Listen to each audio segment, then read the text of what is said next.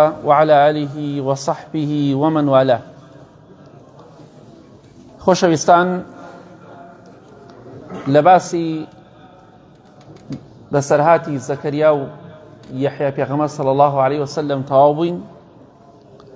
خوای گەورە میهرەبان باسی یەکێک لە خۆشەویستانی خۆیمان بۆ دەکات کە پێغەمبەر نییە، بەڵکو کەسێکی چاک و خواناسە، ئەویش مەریەمە ڕەزا و ڕەحمەتی خوای لێ بێت. خوای گەورە دەفەرمێ وەذکر فی الکتاب مەریەمە. ئەی پێغەمبەری خوا صلی الله عليه وسلم، باسی بەسەرهاتی مەریەم بکە، سەلامی خوای لەسەر بێت، کە یەکێکە لە خۆشەویستانی خوا. إذ انتبذت من أهلها مكانا شرقيا. بەڵێ مەریەم ڕەزا و ڕەحمەتی خوای لێ بێ لە کەسوکاری خۆی تاک بووە و دوورکەوتەوە لە خانەوادەکەی کەسە نزیکەکانی خۆی، کەنارگیری کرد لە شوێنێکی ڕۆژهەڵاتی قودس بۆ خواپەرستی، لای مزگەوتی قودس، لە شوێنێک لای چۆن دەڵێی ڕۆژهەڵاتەوە، شوێنێکی دانا بۆ خۆی بۆی عیبادەتی خوای تێدا بکات.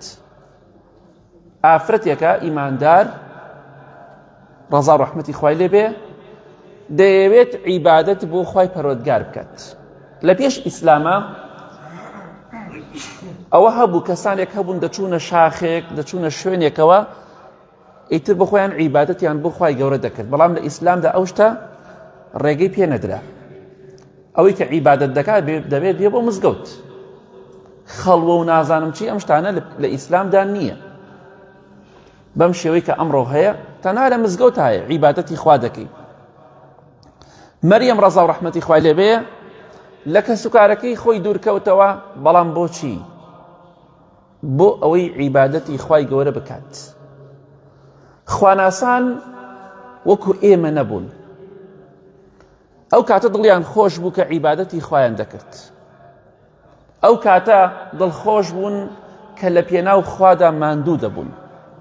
ئیمامی مالیکی کوڕی دینار ڕەحمەتی خوای لێ بێ کە یەکێک لە پیاوچاکان دەفەرمێت ئینسانی ئیماندار ئەو کەسەی خۆشەویستی خوا لە دڵیایە، پێی خۆشە لە پێناو خوادا ماندوو بێت، هیلاک بێت. هەر کەسێک لە ئێمە کە ئێستا بە ڕۆژوین خوا لێمان قبوڵکە، حتا چەندێ زیاتر پێمان خۆش بێ بە ڕۆژوو بین، زیاتر خۆشەویستی خوا لە دڵمانەیە. حتا زیاتر بێزار بین، خۆشەویستی خوا لە دڵمانە لاوازە.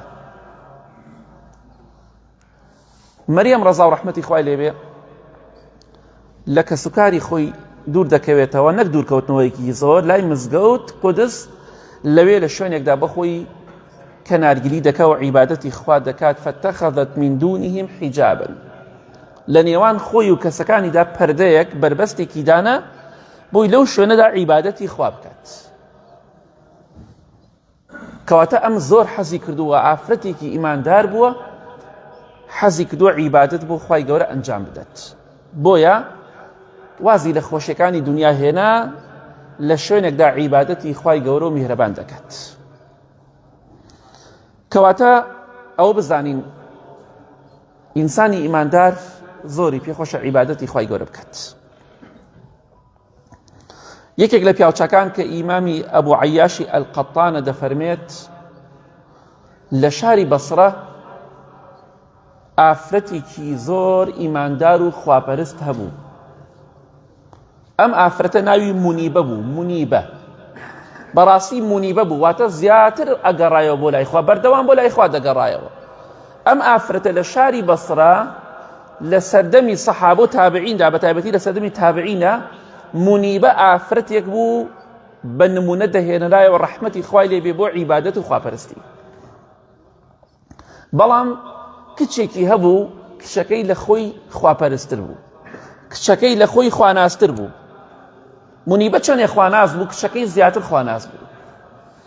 بەڵێ ئیمامی حەسەنی بەسری ڕەحمەتی خوای لێ بێ، حەسەنی بەسری، هەر کاتێک ئەم کچە بچووکەی دەبین، کچێکی تازە پێگەیشتوو، تەمەنێکی هەرزەکاری هەیە، احتیمالێ 12 ساڵ بوو بێ، کەمتر زیاتر ئالە دەورانە، ئافرەتێکی ئیماندار. ئیمامی حەسەنی بەسری ئەو ئیمامە گەورە ڕەحمەتی خوای لێ بێ هەر کاتی ئەم کچەی دەبینی تەعەجوبی دەهات لە عیبادەتی و ئافرەت.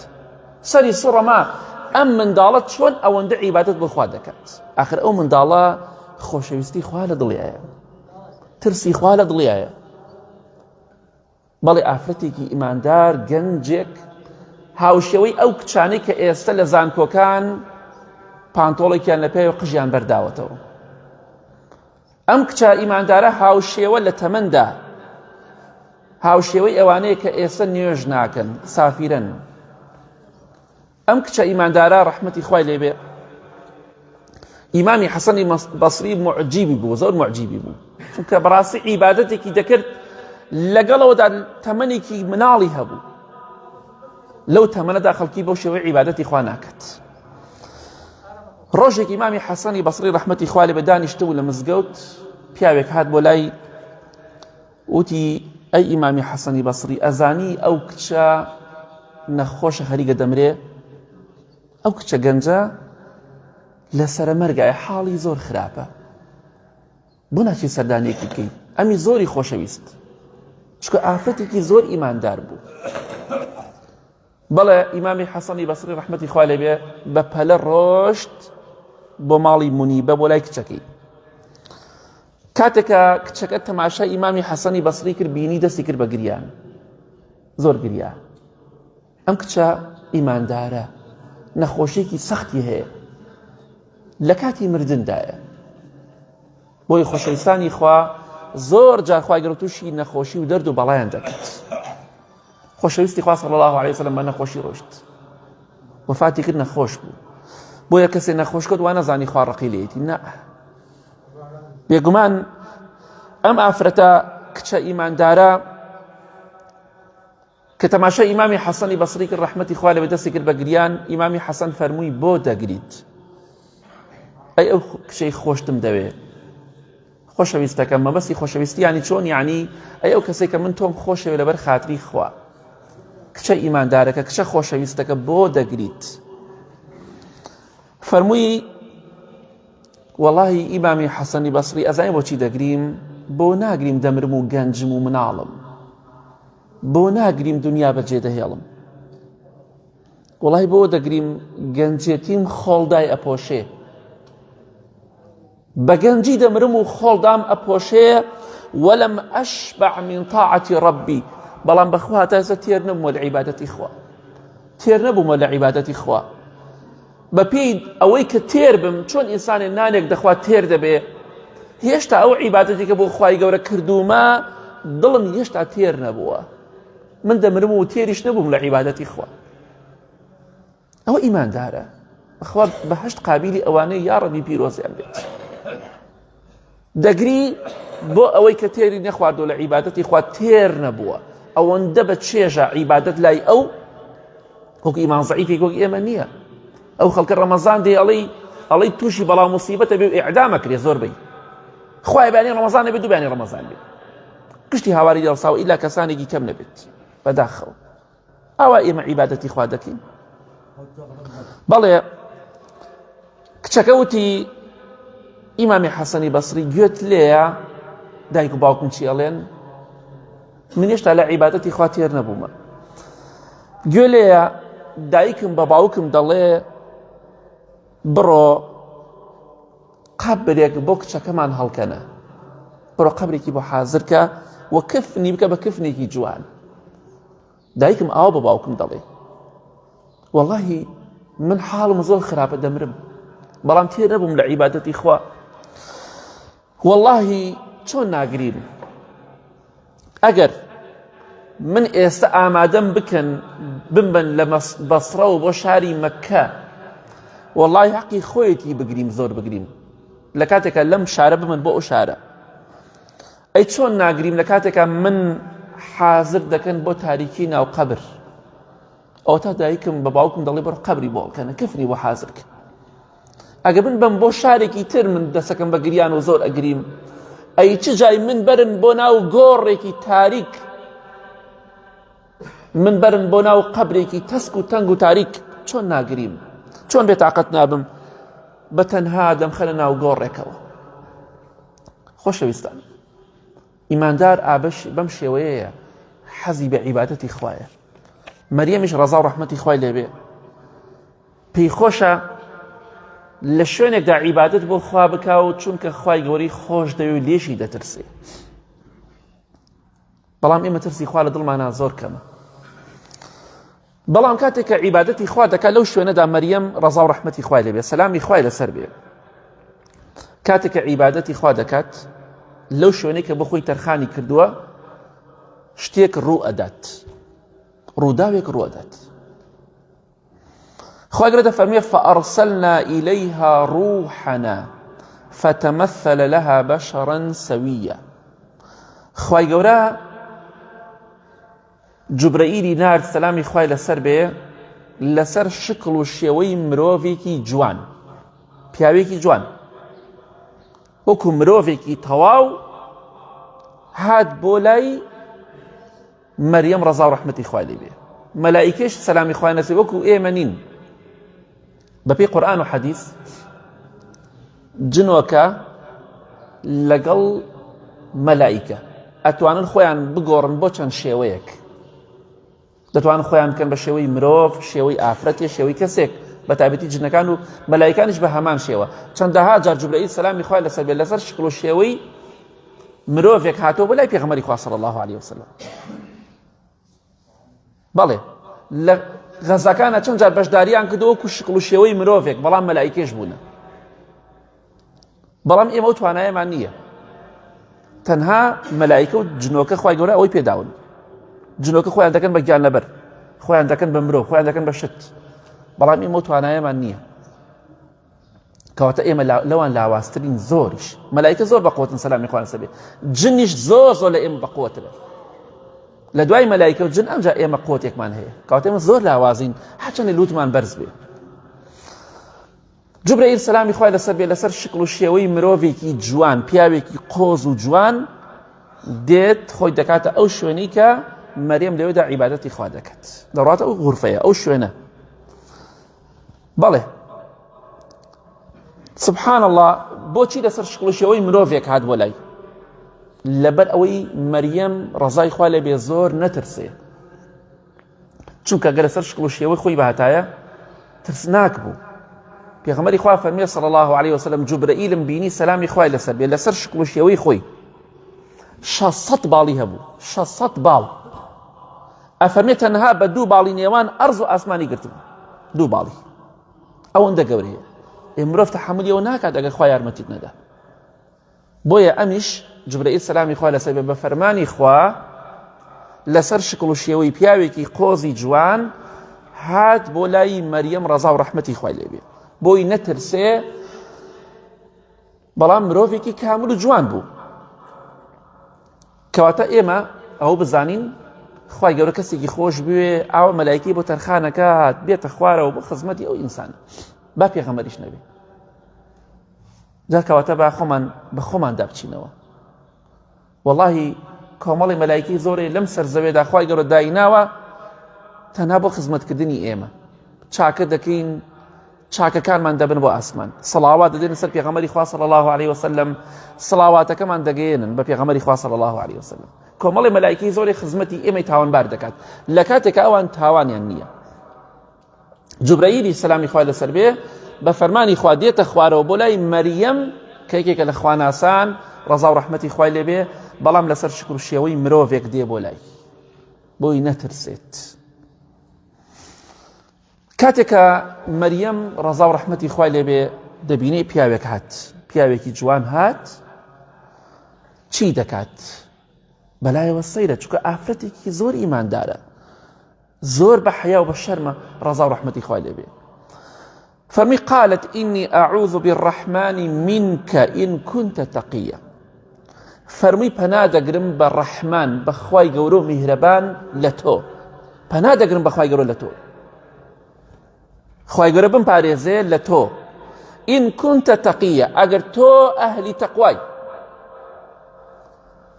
کەواتە ئەمە بەڵگەی لەسەر چی؟ بەڵگەی لەسەرەوەی ئافرەتێکی زۆر بە حەیا و بە حورمەت بووە مەریەم ڕەزا و ڕەحمەتی خوای لێبێ. لەگەڵەوەدا ئەو پیاوێکی جوان بوو قۆز بوو بەڵام هەر فەرمی پەنا دەگرن بەخوای گەورە لەوەی کە تۆ نیەتێکی خراپت هەبێت نازانی ئەمە مەلایکی خوایە. باشە ئەو کەسانی کە ئەمڕۆ دەڵێن ئێمە عیلمی غەیب بەزانین ئەوانە بەڕێزن لای خوایە مەریەم گومانیتان نییە ئەوانە ساحیرن بەڵام مەریەم خواناس و ئەولیای خوا بوو بەڵام لەگەڵەوەشان نازانی ئەمە مەلایکەیە. ئیبراهیم پێغەمبەر صلی الله عليه وسلم میوانی دێ نازانێ مەلایکێ وازانێ پیا و مرۆڤە ئەوان عیلمی غەیبیان نەزانی هەر کەسێک وتی وڵا فڵان کەس چوون بۆ لای هەر لە دوو ڕۆزانی بۆچی هاتوومە بەخوا ئەوە ساحیرە ئەو پیاوچاک نییە قەت پیاوچاشتی وا نازانێت ئەوتە پیاوکاتەوە بەردەمی نازانێ بۆچی هاتووە نازانێ ئەمە هەر مەلایکەیە بەخوا هەر لە ماڵ خۆمان دەچووتی تۆ بۆ فڵان شتاتی و دە فڵان شوێن ئاوات کرد و دە فڵان شوێن ئەوەت شاردەوە وەڵا ئەمە ساحیرێکی زۆر گەورە بووە نەک پیاوچاکێکی زۆر گەورە ساحیر بۆ تاکید بلەوە ئیشی جنی کردووە جن ئیشی بۆ کردووە. پێغەمبەری خوا صلی الله عليه وسلم ئەم شتانی نەزانیەوە چۆن کەسێک دەزانێت دەڵێ من پیاوچاک و ئەولیای خوام کەواتە ئینسانی ئیماندار دەبێ بزانێت. مەریەم ڕەزا و ڕەحمەتی خوای لێبێ بۆچی فەرمی من پەنا دەگرم بە خوای گەورە لە تۆ ئەگەر تۆ کەسێکی بە تەقوای بۆ نەیفەرموو ئەگەر تۆ کەسێکی خراپی ئەگەر تۆ کەسێکی باش و بە تەقوای خواناسی من پەنا دەگرم بەخوا لە تۆ بەڵام نازانێمە مەلایکەی و جوبرەئیل و خۆشەویستی خوایە سەلامی خوای لەسەر بێت. بۆی نەیفەرموو پەنا دەگرم بە خوای گەورە تۆ ئەگەر کەسێکی زیناکەر و بەدڕەوشتی پەنا دەگرم بە خوای گەورە لەوەی کە تۆ کەسێکی خراپبی نە فەرمیت ئەگەر تۆ کەسێکی بە تەقوای پەنا دەگرم بە خوای گەورە بۆچی لەبەر ئەوەی ئەو کەسێک کە تەقوای خوا دەکا ئەو کەسێک کە لە خوا دەترسێ ئەو کەسەیە کە لە تاوان دەگەڕێتەوە. قورئان پڕە لە موعجیزە کەلامی خوا زۆر جوانە ئەگەر تۆ بە تەقوای من پەنا دەگرم بە خوای گەورە لە تۆ چونکە ئینسانی بە تەقوا کە پێوت ئەمە حرامە ئەمە گوناهە لە خوا دەترسێ دەگەڕێتە دواوە. بەڵام ئینسانی خراپ ئینسانی بەدڕەوشت و زیناکەر و خراپەکار هەر چەندێ بیترسێنی بەخوا ناگەڕێتەوە گوێی پێ نییە. زینا مەکە ئەڵێ زیناکەم چییە ئاساییە خراپە مەکە دەیکات خەڵک مەکوژە دەڵێ ئاساییە. بەڵام ئینسانی ئیماندار و بە تەقوا کە پێی وترا لە خوا بترسە زینا مەکە خۆی دەکشێنێتەوە. بۆیە ئەویش فەرمووی منیش پەنا دەگرم بەخوای گەورە لە تۆ ئەگەر کەسێکی بە تەقوای چونکە ئینسانی متەقی ئامۆژگاری کاریگەری بەسەری وە هەیە واز لە خراپە دێنێ بەڵام ئینسانێک کە خراپ بوو ناگەڕێتەوە بەلای خوا. مەریەم ڕەزا و ڕەحمەتی خوای لێبێ دەفەرمێ پەنا دەگرم بەخوای گەورە لە تۆ ئەگەر تۆ کەسێکی بە تەقوای لێم دوور کەوەرەوە. بەڵام با بزانین جوبرەئیل سەلامی خوای لەسەر بێ لەلایەنی خوای گەورەوە هاتووە چ پەیامێکی پێیە بۆ ئەم ئافرەتە ئیماندارە خواناسە ئەوە ئینشاڵڵا لە دەرزی داهاتووە باسی دەکەین. بەڵام ئینسانی خراپەکار وان نییە حەزی بە خراپەیە. بەڕاستی ئەگەر کەسێک ئیماندار بێ ئەهلی بەهەشت بێ خراپەکار نییە بەس ئینسانێک پەنا بەخوا خراپەکار بێ و حەزی بە خراپەکاری بێ و زینا و بەدڕەوشتی بێ ئەوە هەوڵەدا بۆرە و دۆزەخ بڕوات نەک بەرەو بەهەشتی خۆ. جا با بزانین ئینشاڵڵا دەرزی داهاتووە تەمەن باقی بێ بزانین جوبرەئیل سەلامی خوای لەسەر بێ چی بە مەریەم دەفەرمێ و مەریەم کاردانەوەی قسەکانی ئەو چۆن دەبێت لەسەری و چی شتێک ڕوو ئەدات چی معجیزە و کەرامەتێک ڕوو ئەدات ئینشاڵڵا لە دەرزەکانی داهاتووە باسی دەکەین بە پشتیوانی خوای گەورە. یا ڕەبی خوای لە گوناهەکانمان خۆش بی یا ڕەبی خوای لە گوناهی دایک و باوک و مردوەکانمان خۆش بی خوای گیانمان خەیتە بەهەشتەوە لە ئاگری دۆزەخ بە دوورمان کەی خوای گیان نوێژ و ڕۆژ و عیبادەتمان لێ قبول کەی خوای گیان تەقوا و ئیمانمان زیاد کەی یا ڕەبی خوای وامە لێ بکەی بەردەوام خۆشەویستی و ترسی تۆ لە دڵمان نابێ یا ڕەبی خوایە ئەو تەقوا و خواناسی کە بە پیاوچاکان و خواناسانت بەخشی یا ڕەبی خوایە بەشێکیشی بە ئێمە بەخشە یا ڕەب العالەمین هەرچەند ئێمە ناتوانین وەکەوان بین خوای گیان وامە لێ بکە خۆمان بشو بهێنین بەوان. آمين آمين آمين وصلى الله على محمد وآله وصحبه أجمعين.